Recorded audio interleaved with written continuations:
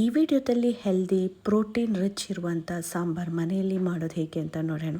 ಕಡಲೆಬೇಳೆ ಸಾಂಬಾರ್ನ ತುಂಬಾ ಈಸಿಯಾಗಿ ಯಾವುದೇ ತರಕಾರಿನ ಬಳಸದೆ ಸಿಂಪಲ್ ಆಗಿ ಮಾಡಬಹುದು. ಇದೇ ತರದ ಸಿಂಪಲ್ ಹಾಗೆ ಟೇಸ್ಟಿ ಸಾಂಬಾರ್ ರೆಸಿಪಿಗಳು ನನ್ನ ಚಾನಲ್ ಅಲ್ಲಿ ಅಪ್ಲೋಡ್ ಆಗಿದೆ. ನೋಡಿಲ್ಲ ಅಂದ್ರೆ ನೋಡಿ, ಸಬ್ಸ್ಕ್ರೈಬ್ ಆಗಿಲ್ಲ ಅಂದ್ರೆ ದಯವಿಟ್ಟು ಸಬ್ಸ್ಕ್ರೈಬ್ ಆಗಿ. ಈ ರೆಸಿಪಿ ಇಷ್ಟ ಆಯ್ತಂದ್ರೆ ಪ್ಲೀಸ್ ಒಂದು ಲೈಕ್ ನ ಕೊಡಿ. ನಮಸ್ಕಾರ, ನಾನು Shweta. Welcome back to another healthy recipe. ಈ ಸಾಂಬಾರ್ನ ನೀವು ಇಡ್ಲಿ, ದೋಸೆ, ಚಪಾತಿ ಹಾಗೆ ಅನ್ನದ ಜೊತೆಗೂ ಕೂಡ ತಿನ್ಬಹುದು. ಈ ತರ ಮಲ್ಟಿಪಲ್ ಆಗಿ ಯೂಸ್ ಮಾಡಬಹುದು. ಈ ತರದ ಸಾಂಬಾರ್ನ ಮಾಡ್ಕೊಂಡ್ರೆ ನಾನು ಮೊದಲೇ ಕಡಲೆಕಾಳನ್ನ ನೆನ್ಸಿಟ್ಕೊಂಡಿದ್ದೆ. ಮಿನಿಮಮ್ 4 ಅವರ್ ಅಥವಾ 1 ನೈಟ್ ನ ನೆನ್ಸಿಟ್ಕೋಬಹುದು.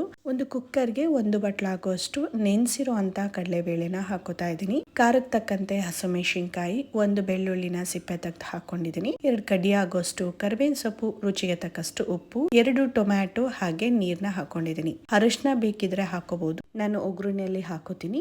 ಇನ್ನು ಈ ಕುಕ್ಕರ್ನ 2 ವಿಷಲ್ನ ಕೂಗಿಸಿ ಸ್ವಲ್ಪ ತಣ್ಣಗಾದ್ಮೇಲೆ ಓಪನ್ ಮಾಡ್ಕೋಬೇಕು. ಕುಕ್ಕರ್ಗೆ ನಾವು ಟೊಮ್ಯಾಟೊ, ಹಸಿಮೆಣಸಿನಕಾಯಿ, ಬೆಳ್ಳುಳ್ಳಿ ಹಾಕಿದ್ವಿ ಅಲ್ವಾ. ಇವಾಗ ಈ 3 ಕೂಡ ಸಪರೇಟ್ ಮಾಡ್ಕೋಬೇಕು. ಹಾಗೆ ಟೊಮೆಟೊ ಸಿಪ್ಪೆನ ತೆಗೆದಿಟ್ಕೊಳ್ಳಿ. ಇನ್ನು ಬೆಳ್ಳುಳ್ಳಿನ ಎಲ್ಲಾದು ಕೂಡ ತಗೋಬೇಡಿ, 1-2-3 ಇಳ್ಕ ತಗೊಂಡ್ರೆ ಸಾಕಾಗತ್ತೆ. ಈಗ ಇಷ್ಟನ್ನ ನುಣ್ಣದಾಗಿ ರುಬ್ಕೋಬೇಕು. ಬೇಕಂದ್ರೆ ರುಬ್ಕೊಳ್ಳಿ ಅಥವಾ ಕೈಯಲ್ಲೇ ಸ್ಮ್ಯಾಶ್ ಮಾಡ್ಕೊಳ್ಳೋದಾದ್ರೆ ಸ್ಮ್ಯಾಶ್ ಕೂಡ ಮಾಡ್ಕೋಬಹುದು. ಈಗ ರುಬ್ಬಿ ಸೈಡಿಗೆ ಎತ್ತಿಟ್ಕೊಳ್ಳೋಣ.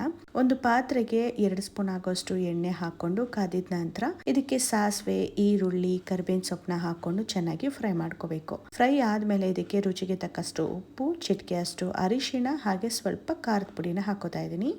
ಸ್ವಲ್ಪ ಹಾಕೋಬೇಕು, ಯಾಕಂದ್ರೆ ಆಲ್ರೆಡಿ ನಾವು ಹಸಿಮೆಣಸಿನಕಾಯಿನೂ ಕೂಡ ಬೇಯಿಸ್ಕೊಂಡಿದೀವಿ. ಈಗ ಒಣ ಮೆಣಸಿನಕಾಯಿ 1-2ನ ಹಾಕೊಂಡು ನಂತರ ನಾವು ಟೊಮ್ಯಾಟೊ, ಹಸಿಮೆಣಸಿನಕಾಯಿ, ಬೆಳ್ಳುಳ್ಳಿನ ರುಬ್ಬಿದ್ವಿ ಅಲ್ವಾ, ಈ ಒಂದು ಪೇಸ್ಟ್ ಅನ್ನು ಕೂಡ ಹಾಕೊಂಡು ಕೈ ಆಡ್ಕೋಬೇಕು. ನೀಟಾಗಿ ಹೊಂದಿದ ನಂತರ ನಾವು ಬೇಯಿಸಿಟ್ಕೊಂಡಿರುವಂತ ಬೇಳೆನ ಹಾಕೋಬೇಕು. ನಿಮ್ಗೇನಾದ್ರೂ ನೀರು ಜಾಸ್ತಿ ಅನ್ಸಿದ್ರೆ ನೀರ್ನ ಸಪರೇಟ್ ಮಾಡ್ಕೋಬಹುದು. ಹಾಗೆ ಬೇಳೆ ಏನಾದ್ರೂ ಸ್ಮ್ಯಾಶ್ ಬೇಕು ಅಂದ್ರೆ ಸ್ಮ್ಯಾಶ್ ಮಾಡ್ಕೋಬಹುದು. ನಾನಿಲ್ಲಿ ಮೀಡಿಯಂ ಆಗಿ ಸ್ಮ್ಯಾಶ್ ಮಾಡ್ಕೊಂಡಿದೀನಿ.